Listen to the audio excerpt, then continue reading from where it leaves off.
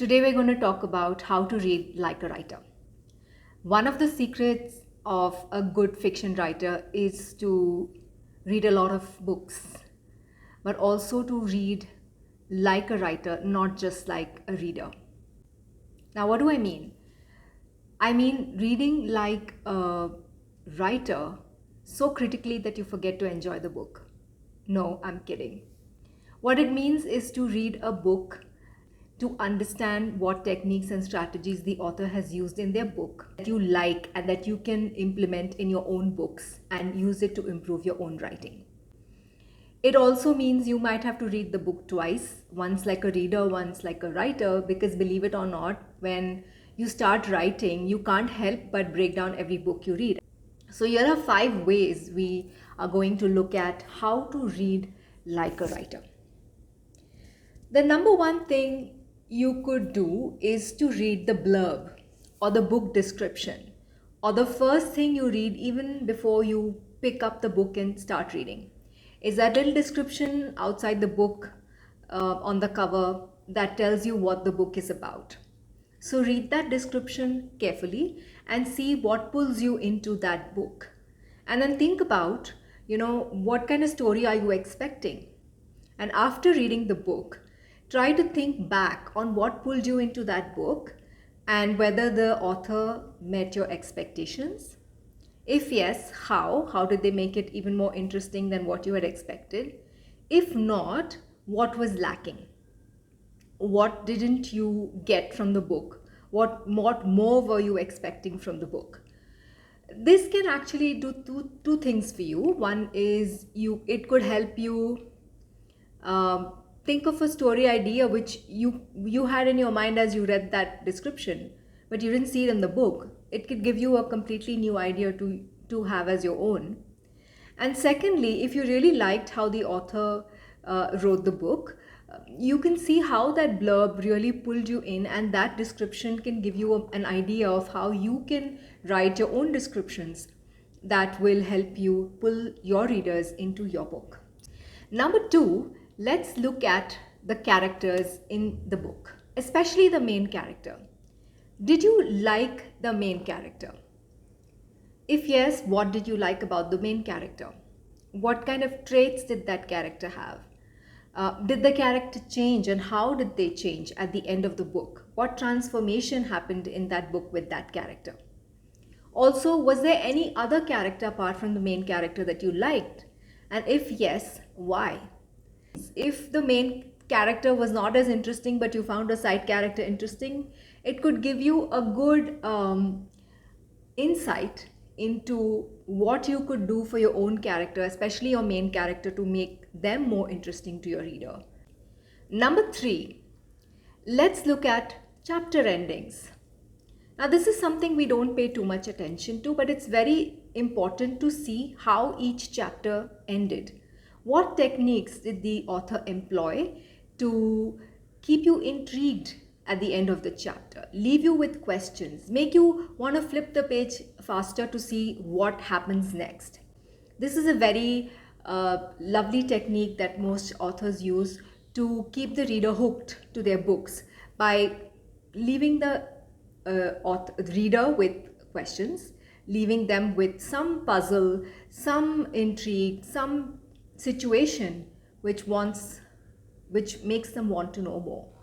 Number 4, you could see how the author executed backstory or flashback. When you write a book, you cannot have the reader start from the beginning of the character's life story. So there will be some points in the book where you will be adding some backstory to explain the situation to a reader better, what happened in the character's previous past years and how they changed into who they are today and things like that. You could deliver it as backstory, you could deliver it as a flashback. And it's important to note when you're reading the book as a writer, what method did the author employ? Did they dump a lot of exposition as backstory into the story and leave you bored as a reader?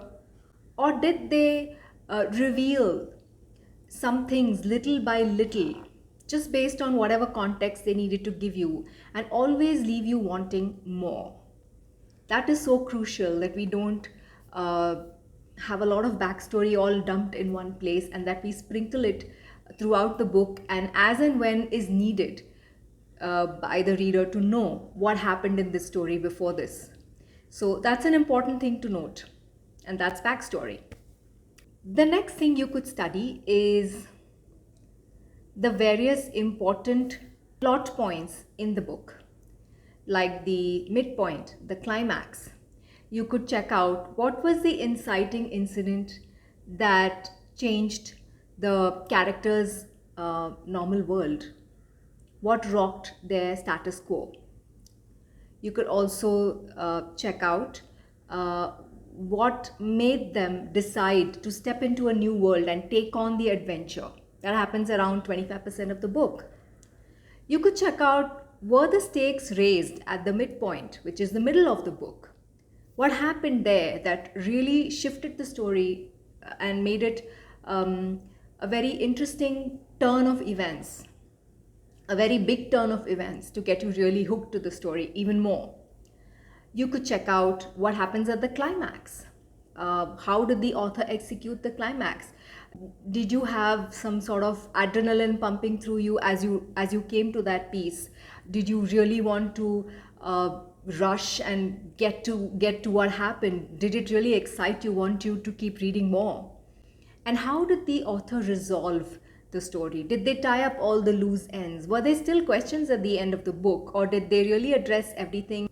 Did they satisfy you at the end? The last tip I can give you, which is an important tip, is to keep a separate notebook or maybe a Word file to really store this information that you're gleaning from books. When you study books, it's important to write down these things and store this information for later. So suppose you want to write a book of your own, and you remember that you had read a lovely book description, and you it really intrigued you and you want to use something like that. You have some reference material to go back to, or you're thinking about some character that you liked in some book. Now you can refer back to it if you've made notes, and then you can see what you liked. So don't forget to make notes and store this information, because as you read more books and study more books, you're probably going to forget many things, and it would be nice to revisit and see what really vibed with you, what you really enjoyed.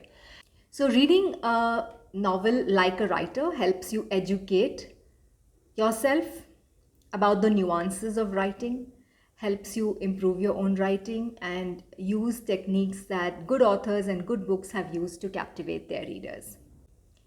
If you enjoyed these tips, please leave me a comment on which methods you liked, which you already follow, or which you've learned for the first time. And I'd love to hear about them in the comments. See you in the next video.